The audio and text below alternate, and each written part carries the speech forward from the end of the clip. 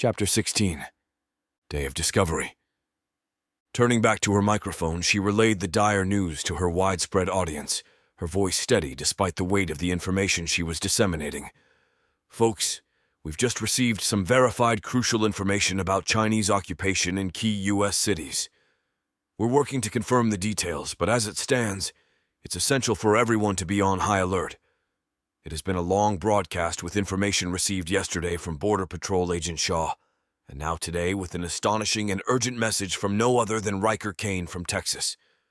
Our network is growing, and we need verified information. I'm being told our time here is at an end, even though I would love to hear from you, but the bill for power is due, and electric is in short supply. So till next time, keep your water clean and your head on a swivel. This is Ivory Hecker, signing out.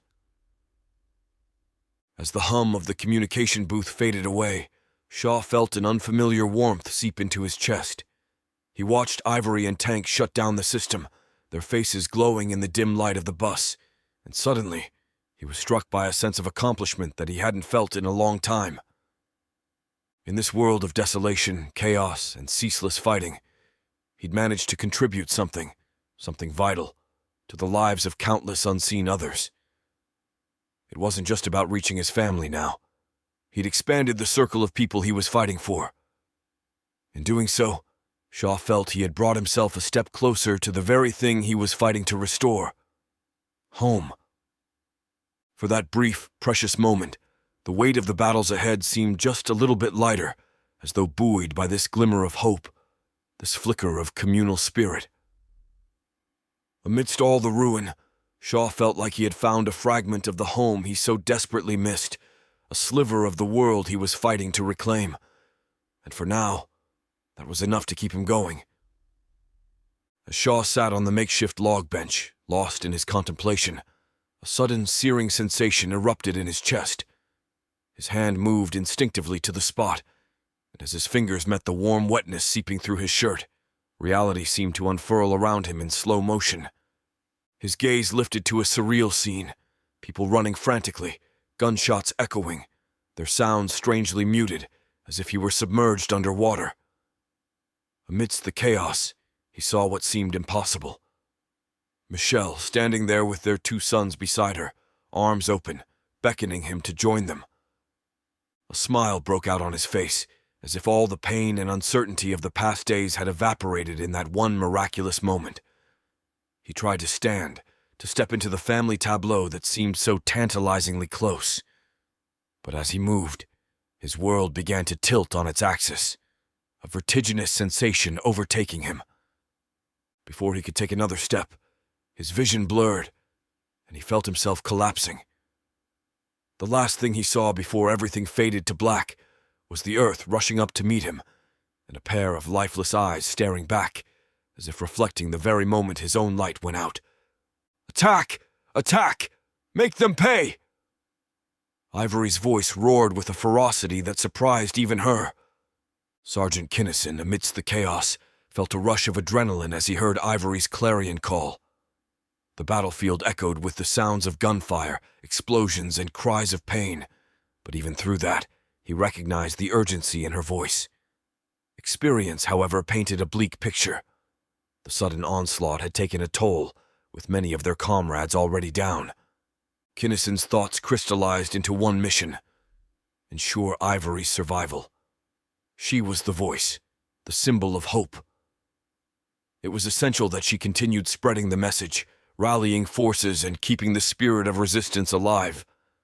Tank, with gritted teeth and sweat streaming down his face, was battling valiantly beside Ivory. As Kinnison sprinted towards them, his boots pounding the ground in rhythm with his racing heart, Tank locked eyes with him, an understanding flashing between them. "We need to get her to the dark room!" Tank bellowed above the chaotic sounds of battle, referring to the bus's hidden compartment. Built discreetly into the floor of the bus, the dark room was their ace in the hole, a haven capable of sheltering 1 or 2 people. But now, in this dire moment, they both knew that the count had to be just one: Ivory.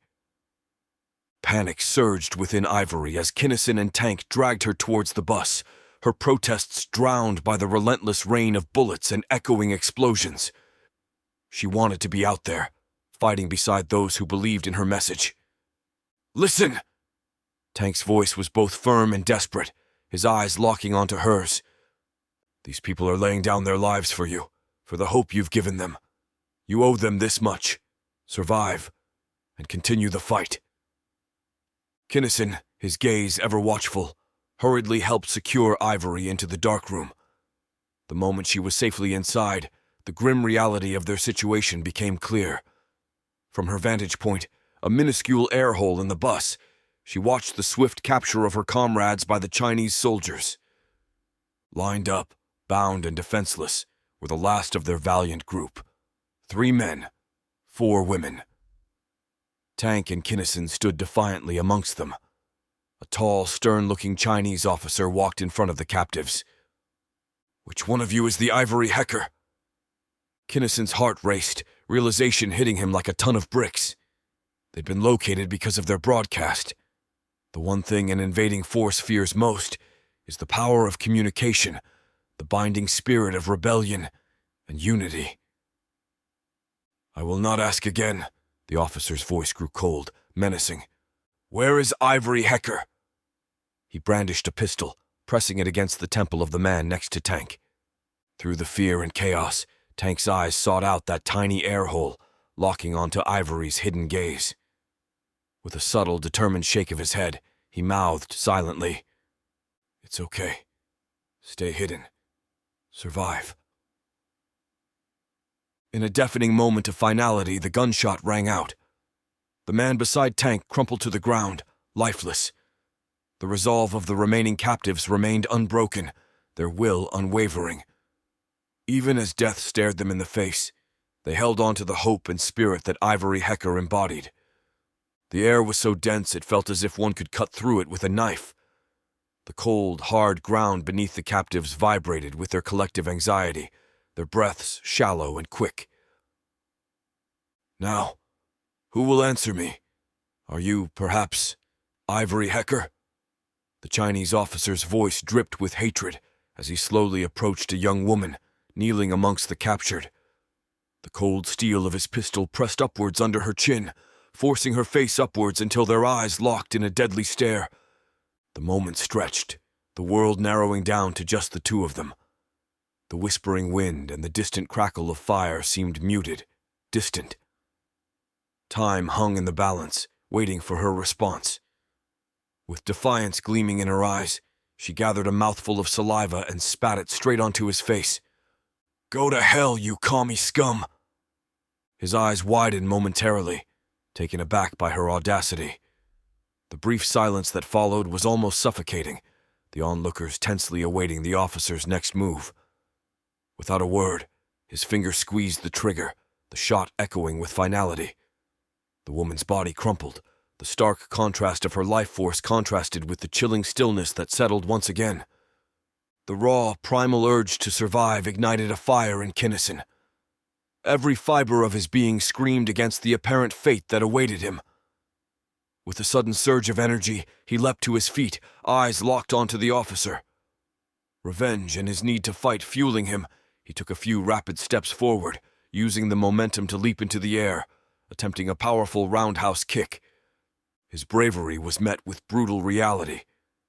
From his peripheral vision, another soldier moved swiftly with cold precision, raising his AK-47 to halt Kinnison's charge. The heart-rending staccato of gunfire cut through the air, and Kinnison felt the searing pain as 3 bullets punctured his torso. Momentum carried him sideways, and he collapsed beside Shaw, blood pooling around them both.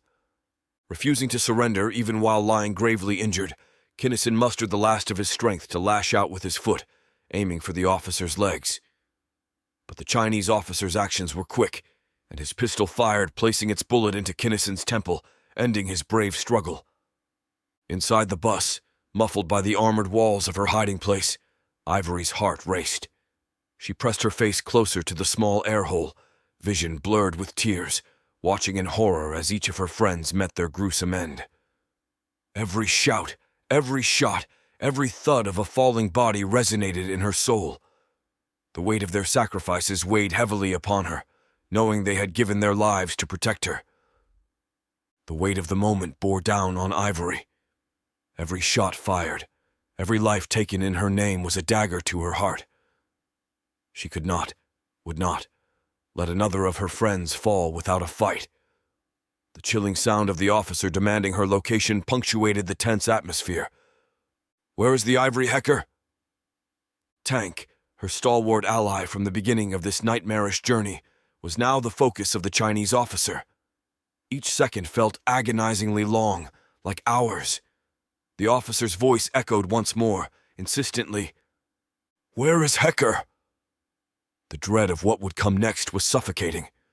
As she strained to push the lid of the darkroom, a gunshot punctuated the silence. A pang of sorrow shot through her. She was certain she had lost another friend. Emerging from the security of her confines, she expected the worst, but to her shock, she found both Tank and their would-be executioner still standing. Then, out of the corner of her eye, she caught the sight of Shaw on the ground, pistol smoking. Her heart lurched in horror and gratitude. He had intervened just in time, stopping their executioner with a single shot. Before she could fully process the scene, chaos erupted.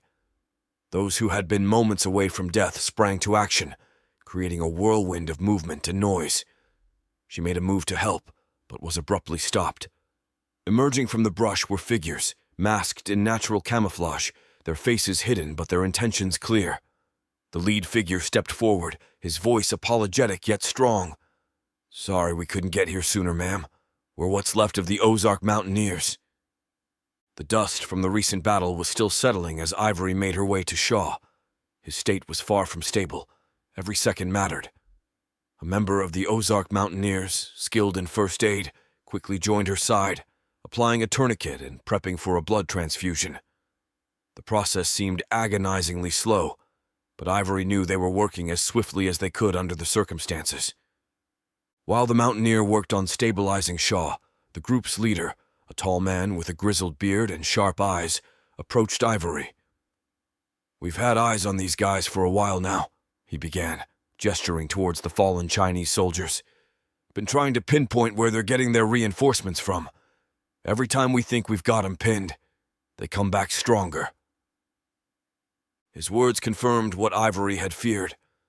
This wasn't just a small contingent of invaders. It was an organized force with seemingly endless resources.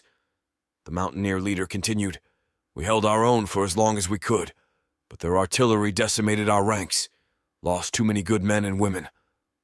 His eyes, momentarily distant, refocused on Ivory. "But we don't intend to back down. Not now. Not ever." Ivory's respect for these fighters grew. "We need to combine our strengths," she proposed. "They may outnumber us, but together, we can outsmart them." The mountaineer leader nodded in agreement. "Our best bet right now is to make our way to Jefferson City. It's still holding strong and will provide us the resources and safety we need, especially for the wounded like Shaw here." Ivory nodded in agreement as she looked over watching Tank holding Kinnison's body with arms folded to his chest. "Damn, these are a brave bunch of Americans,"